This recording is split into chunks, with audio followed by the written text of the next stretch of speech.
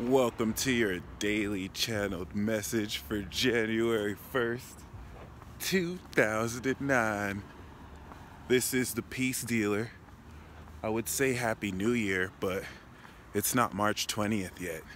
You know, the true New Year. But we are still in the season of winter in the Northern Hemisphere. And one symbolic thing about Capricorn season is that it represents death.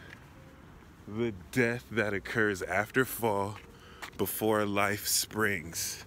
You know, somebody had told me that even though spring signifies new life, technically new life is born during the winter periods, which I could sort of believe.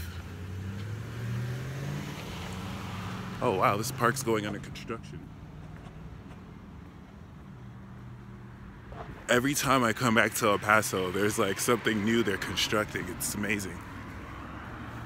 It's like the developers are like, you get construction, you get construction, you get construction. But regardless, today's message is pretty simple. I also want to remark on the whole point of winter that there's no fire. When I heard this recently, it blew my mind. This is the only season that there's no fire in. Of course, Capricorn, Aquarius, and Pisces, which prepares us for the first fire to spark. But anyway, the message that I have for you is, what are you ashamed of? What do you do that embarrasses you? What do you suppress? Because when this comes up, it's so easy for us to be like, oh, how dare I? Or we shame ourselves. When it's a certain way your subconscious is trying to tell you something, even if it's through the inane indulgence of your own lack of self-control or any shadow habits and qualities. I'm wearing scrubs, by the way, which is weird for many different reasons. But what are facets of yourself and consciousness that you're ashamed of? What is it trying to tell you?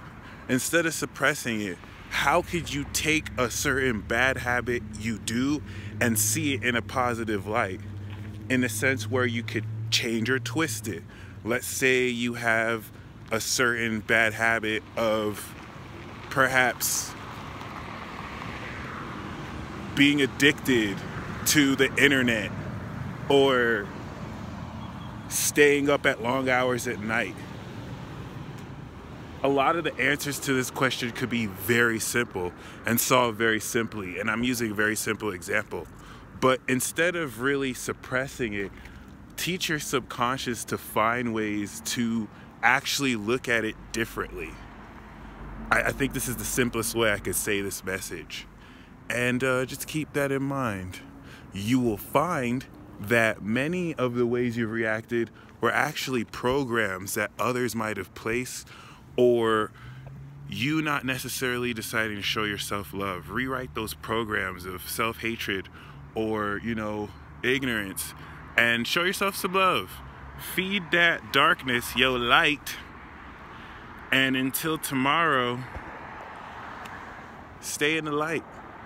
I just said light twice. Damn it. Get it right, get it tight. Peace.